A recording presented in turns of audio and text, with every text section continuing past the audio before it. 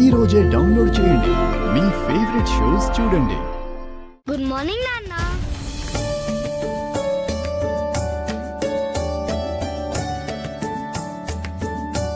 Good morning Bunty. నాన్న, నీ కోసం ఒక సర్ప్రైజ్ ప్లాన్ చేశా. సర్ప్రైజా? ఏంటి బంటి ఆ సర్ప్రైజ్? హ్యాపీ ఫాదర్స్ డే నాన్న.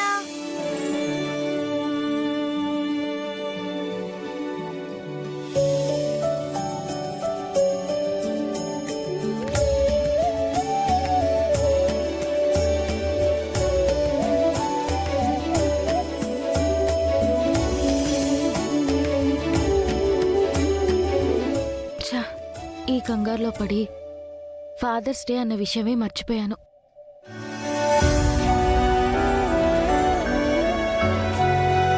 Thank you Bunty.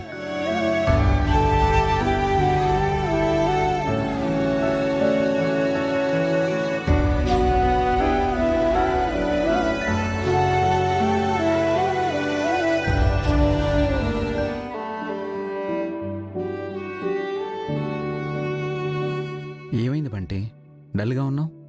ఏం లేదు నాన్న, అమ్ముందుంటే తాతయ్యని కూడా సర్ప్రైజ్ చేసేది కదా అనిపించింది.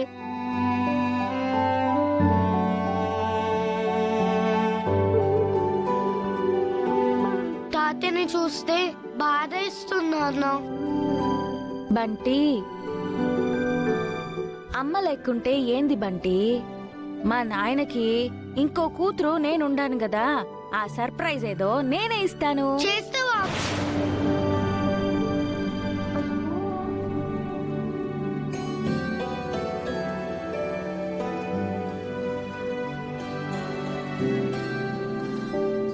నిజంగానే బంటి, నువ్వు మీ నాయనకి సర్ప్రైజ్ ఇచ్చినట్టే నేను మా నాయనకి సర్ప్రైజ్ ఇస్తాను.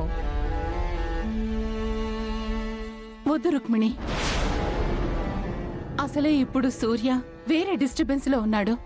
ఇప్పుడు నువ్వు వెళ్ళి ఈ ఫాదర్స్ డే అది ఇది అని చెప్తే సూర్యకి రూప గుర్తుకొస్తుంది. సూర్య ఇంకా డల్ అయిపోతాడు. అవును రుక్మిణి, ప్రతి ఫాదర్స్ డేకి అమ్మాయి గారు చాలా స్పెషల్గా సర్ప్రైజ్ చేసేవారు. ఖచ్చితంగా పెద్దయ్య గారు అమ్మాయి గారిని తలుచుకొని బాధపడతారు.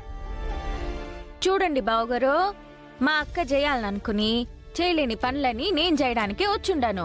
అట్లాంటిది మా అక్క అలవాటుగా చేస్తున్న పనులన్నీ నేను చేయకుండా ఎట్లుంటాను? చేస్తాను.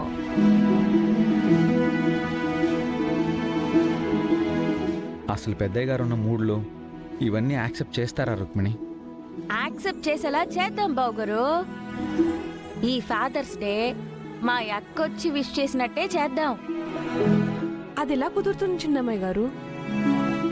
ఏఐ అని ఇప్పుడు ప్రపంచమంతా ట్రెండింగ్ లో ఉండదు మందారం. అందులో లేని వాళ్ళని ఉన్నట్టుగా చూపించొచ్చు.